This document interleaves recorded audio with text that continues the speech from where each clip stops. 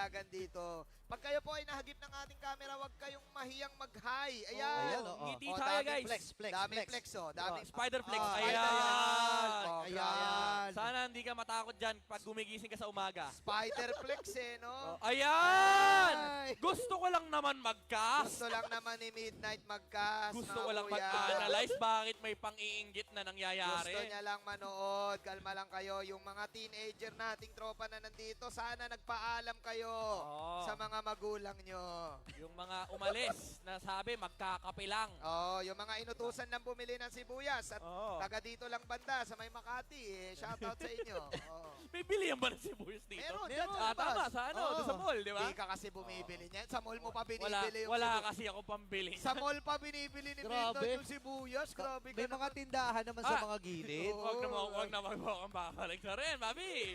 Grabe ka naman, Nightmare. Baka makwento ko ang story ng Minty. Eto na.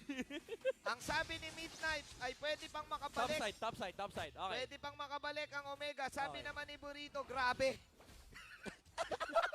Diba yun? Hindi ko na maintindihan Short but sweet. Short but sweet. Pag grabe ko kasi nag-post eh. Ano nga naman sasabihin mo? Oo nga, no? Sinabi ko lang yung mga sinabi. Tama. Yung pinakahuli. Okay. Reset tayo ng mapa. 5.4k gold lead para sa TNC. Medyo clear yung steps dito para sa TNC. Meron silang 40 seconds para hintayin yung next Lord. Opposite side yung kailangan nilang kontrolin kasi may Benedetta. Ito yung tinatawag natin na anti-blacklist kasi laging ginagawa ni Edward to. Pag pa-spawn yung Lord, laging may slow push na nabibuild up sa kabila. So they need to play on the top side of the map para hindi sila makontrolan ng mga waves. Titignan natin kung mangyayari ba yan yung anti-black na sinasabi ni Nightmid. This is 5k gold lead. Ito na yung gagawin ni Atoy R, no? Ang hirap ka rin kalaban talaga ng Benedetta kasi ano ba naman kasi yung hero na yan, may pre-touch. Ayan na. Kontrolado ng TNC yung opposite side, ha? Oo. Ay, aangat nila. Lord Prayo naman for Mega. Wait lang, ira-rush ba nila? Ay, parang yun ata ang call nila dito, ha? Uy, nakita si Chuck. Okay, naspatan si Chakno. Atras muna dito ang Smart Omega. Ngayon, TNC, pwede silang pumwesto na at angatan itong mga members ng Smart Omega. Ito na nga yung pag-conceal. Nagagawin nila si Andorio magiging puntirya nila nandun yung hook. Pero this time, mapapatay ka agad si Jom! Big and chase down! Oh my God, natunaw! Natunaw si BJ! Natunaw ang Synchro-vision, man! naging straight yung buhok niya! Ay, grabe pero Sir King Eagle. Ryota, Atoy R sa may top lane! Sa may top lane, may ginagawa sila pero sabi nila, sige na! Tunawin nakakanda natin si Andorio. Nandun yung retry. Lapag! Pero sabi ni Super Yoshi, hindi ka makakatakas sa amin ng godlike na! Itong si Nomad. Atras din dito si Heads. Habulin niya si Abot! Uy, abutan nila. Heads with a kill! Oh my goodness, the outplay! Anong prophecy na sinasabi ng TNC? Kami ang prophecy. Kahit tanggal na kami sa playoffs, nananalo kami sa aming final game. Yun ang tunay na prophecy. 11-2, 7.3k gold lead. Eto na nga yung Lord doon sa may bandang top lane. Hindi pa naman ganoon ka-TikTok timers. But can Omega do the defense of a lifetime once again? Meron bang kamandag ang isang Joshua Mangilog? Okay, Ryota, 7 seconds ang inaantay dito ng Smart Omega. 4v5 pa rin. Ilalapag ng Eternal Guard para makatulong sa depensa. And successful yun. Kaya lang yung Lord nasa taas pa. Hindi pa rin na-clear yung tower sa may mid lane. Bottom lane, wala rin nag-aasikaso. They will try to play with the Lord. Pero I think makiklear lang to ng Smart Omega. Pero you also have to look for the I'm offended play mula kay Yoshi. Tapos ni Ryzen dito ngayon, andito na ang Phoenix Army. Gusto na nilang tapusin to. Conceal mula kay Super Yoshi. Nomad! Si Nomad! Tori lang ang nagiging puntirya. May mga minions pa dito ang TNC at ang Phoenix Army. Lalo sa sa scrims tsaka sa RD para mga champion niya. Salamat sa sumusuporta sa Blacklist International. Tsaka sana supportan niyo pa rin kami kahit anong maging result sa MSC.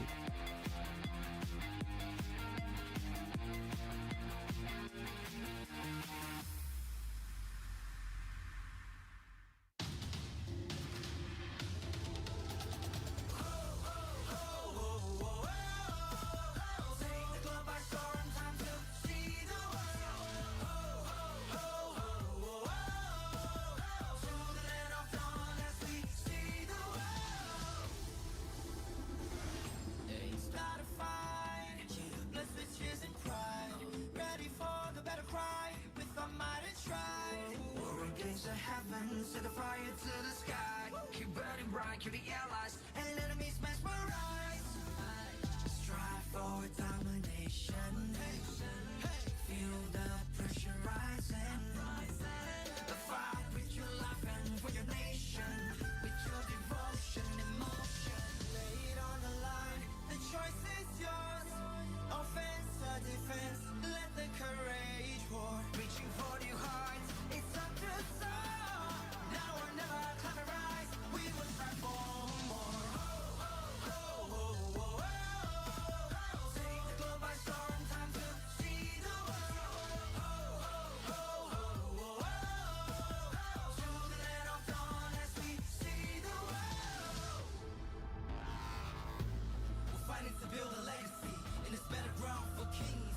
We're here to show the world that we're the chosen one that brings the heat, the passion, the heart, the soul, and the fury. Show it all, let the world see we are legends. Stepping on the ground, no time to waste. Striving to conquer, face the foes, with grace. Be the challenger, it's time to soar. Now or never, climb and rise. We will strive for more. Take the globe by storm, time to see the world. To the land of dawn as we see the world.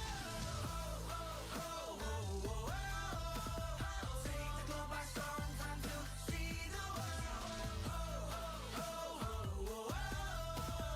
To the land of dawn as we see the world. Hey, hey, hey. Break every boundary and chain. Ain't nothing can stop our restraint. We are a force to be reckoned with. Destiny, kingdom, and might. Shining like Atlas, winning with madness. Count us to practice. That is his matchless. We are the heroes here to slay. Never back down, never astray. Fatal length. Sink or swim. Match by match, day by day. Determination, they won't let us win. S-E-A, see the world. Mission to conquer. S-E-A, see the world. We are warriors. Lay it on the line. The choice is yours. Offense or defense, let the courage roar. Reaching for new heights, it's time to soar. Now or never, climb and rise. We will strive for more. Take the globe by storm, time to see the world. To the land of dawn as we see the world.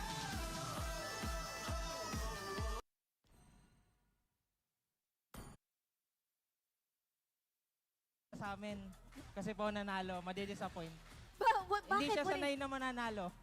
Bakit? What do you mean? Hindi siya sanay na nananalo kami. Hindi siya sanay na nananalo. Tama ba yun? Ayan show yung nasa harap. Ayun. Okay, now, bilang bagong coach, you face a lot of challenges. Ano yung mga natutunan mo this season na dadalin mo para sa next season? Sobrang dami. Yung isa sa sarili ko, yung, malaki mo na yung natulong niya sa akin kasi bilang nag-step up ako sa pagiging coach, kailangan ko alamin ano yung ginagawa ng mga coach, paano yung mindset ng coach. Yun. Tapos, yun yung natutunan ko sa pagiging coach, yun yung dadaling ko sa mga susunod pang season. Alam mo, maraming hindi nakakaalam, sobrang maganda yung personality ni Ben Tings. He's the funny one. He's the life Real. of TNC. Paano ka ba namin ma-follow? Kasi gusto ko ma-follow ka nila eh. Paano ba? Paano ka ba namin masasuportahan? Ano social media mo?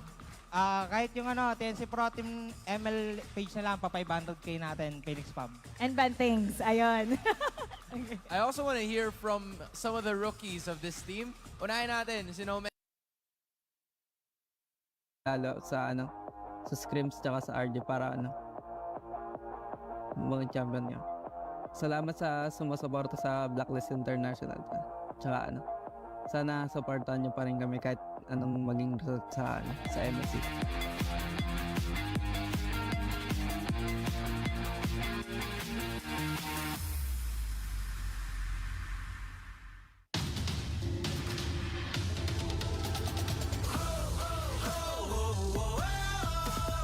Take the globe by storm, time to see the world. To the land of dawn as we see the world. Ain't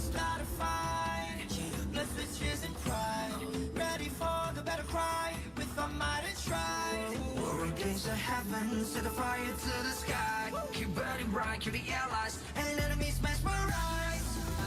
Strive for domination. Feel the pressure rising. Fight with your life and for your nation.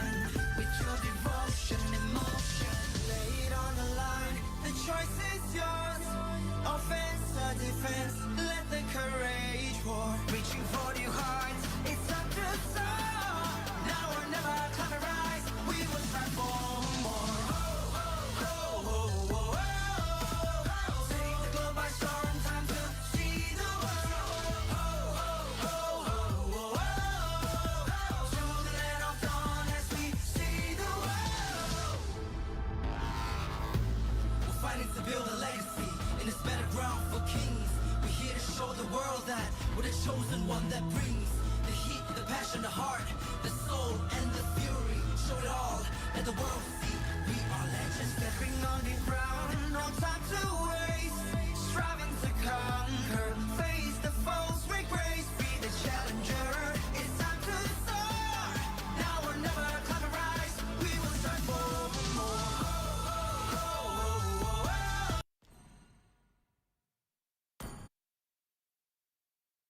May recognition na ganito para sa mga players, especially on the side of TNC, kasi ilang beses na natin sinasabi, ang daming capable mag-perform individually on the side of TNC, and napakagandang highlight na si Nomad, yung dalawang beses na nanalo dito on the Harit MVP performance.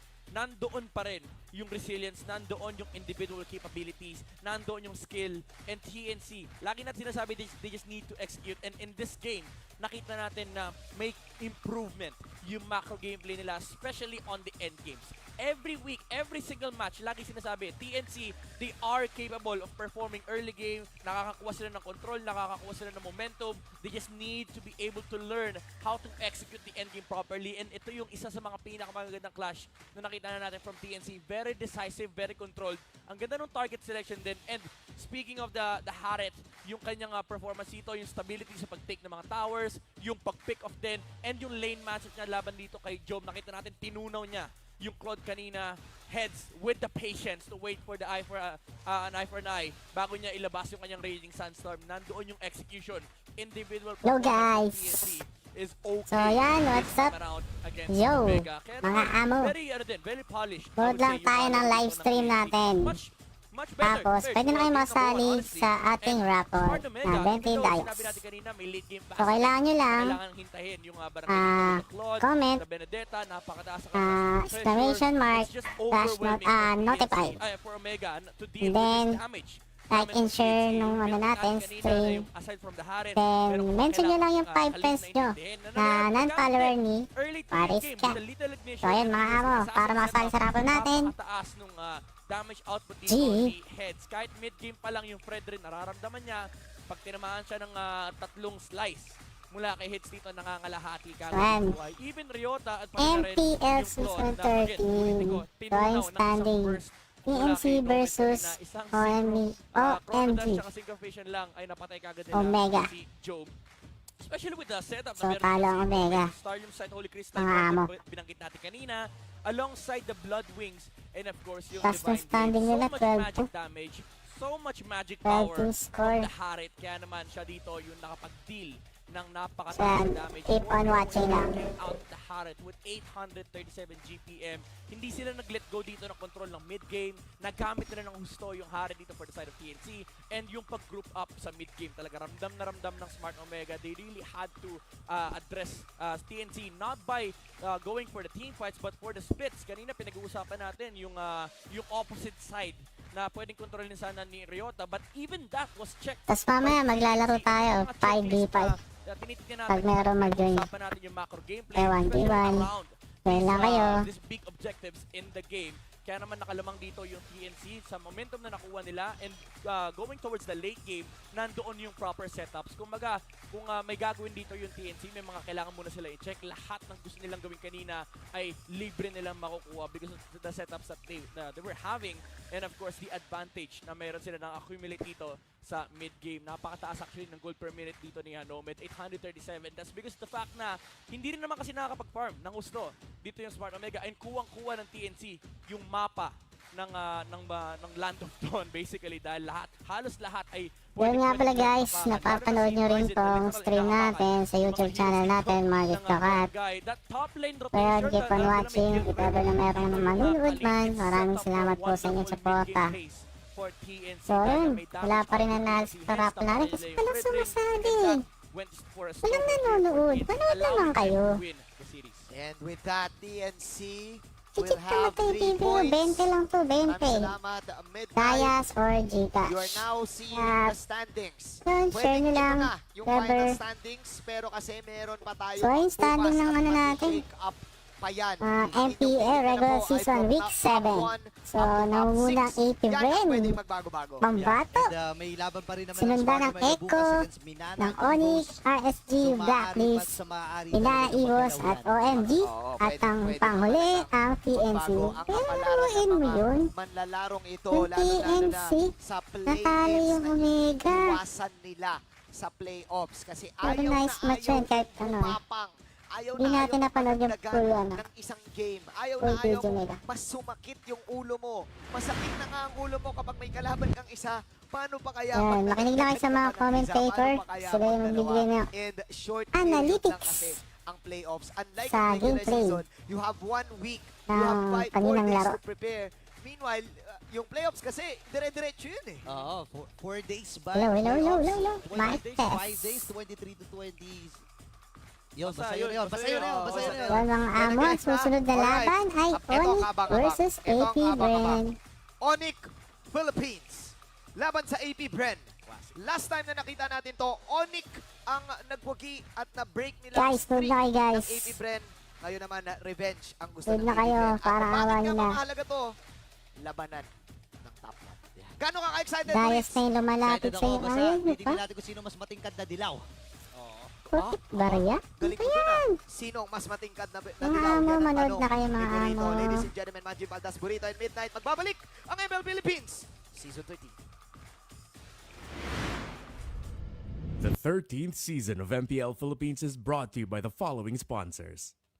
Smart, the official telco partner of MPL Philippines Linux, Season Peso 13. sponsored by Smart. Infinix GT Series, outplay the Infinix. rest.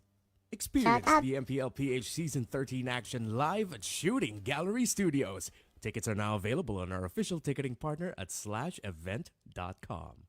Don't miss any MPL PH action by following our official Facebook page and subscribing to our YouTube channel. Follow MPL PH on TikTok as well for more content. And don't forget to like, follow, and subscribe to the official accounts of MDL Philippines.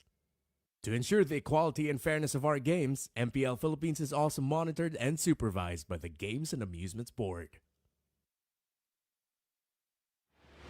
Isang minuto para kay Carl Tizzy. Si Carl Tizzy o si Carl Gabriel Nepomuceno ay currently jungler ng Echo. Sa edad na 19 years old, marami-rami na siyang na-achieve bilang isang manlalaro ng MLBB. Sa punto na parte na siya ng mga usapang sino nga ba ang greatest of all time o ang GOAT. Isa siya sa 3 taong makakapagsabing na iangat na nila ang World Championship ng 2 beses. Pero nag-iisa siya sa kategoryang pagiging World Champion sa 2 magkaibang team. Nakilala si Carl Tizzy sa kanyang micro-intensive gameplay gamit ang kanyang signature hero during that time na Lancelot.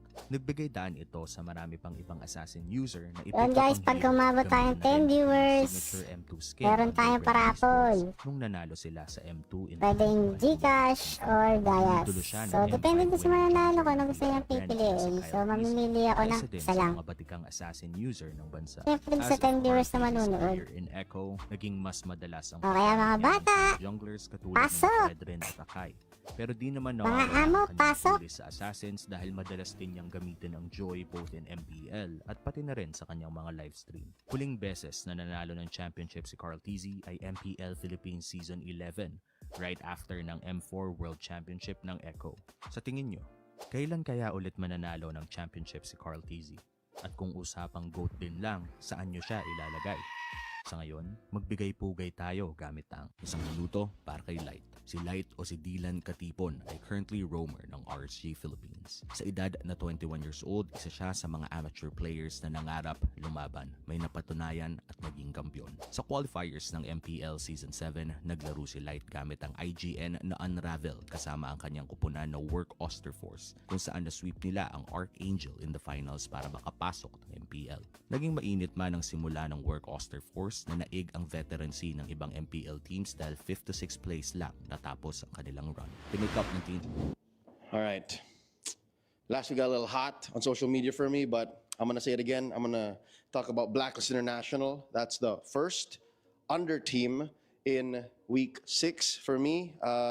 And I know already by the process of elimination, some teams are missing. We're going to get to that. But for Blacklist, they are barely in the playoffs, all right? They just need to win one game, one single game. And I think they can do it. I think they can do it. But they got to work out some kinks, all right? They started off week 6 with a shocking defeat to a barely breathing Barangay. Smart Omega 0-2'd them. And then they closed off strong in what could possibly be one of the most entertaining, I dare say, and back and forth series in all of Season 13 yet. They 2-1'd the Super Fam, Onic PH.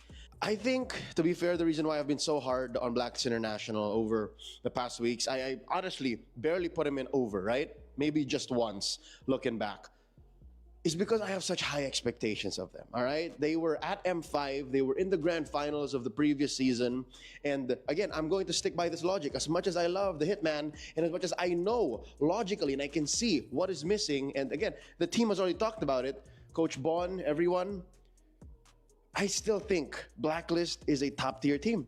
And the fact that this is where they are now makes me think that maybe they're still in the process. They're still working it out. And that's why I have to admit I am getting impatient as a fan. All right? I'm not on desk, so I can say truly what I feel without stepping on other people's opinions. Again, we're all free to talk about it, but my expectations of Blacklist International personally are very high. And that's me saying it as a fan of the league, as a fan of each individual player, and as a fan of them long time running without saying I'm an agent, all right? So it really is just for the fact that I think they can do more. And I know that this is true. I know that they're capable of more because against Onic, who is still, by the way, in the running for top 3, all right? They don't have to play into the play-ins anymore, Onic. And Blacklist did this to them. They played the fastest game of the season. 10 minutes, 24 seconds. 10 minutes, 24 seconds. The fastest game in the season. Not even Echo can do that. And Blacklist did that to Onic. So think about that. Blacklist is capable of great things. Hell, they even played Carmilla Jungle. Didn't work yet. But they did it. And that's why I think I'll put them here, just barely under number 5 in our overs and unders list for week 6. All right. I haven't been stung by any bees yet, but let's talk about number 6. Let's talk about second under team in week 6. I'm talking about AP Bren.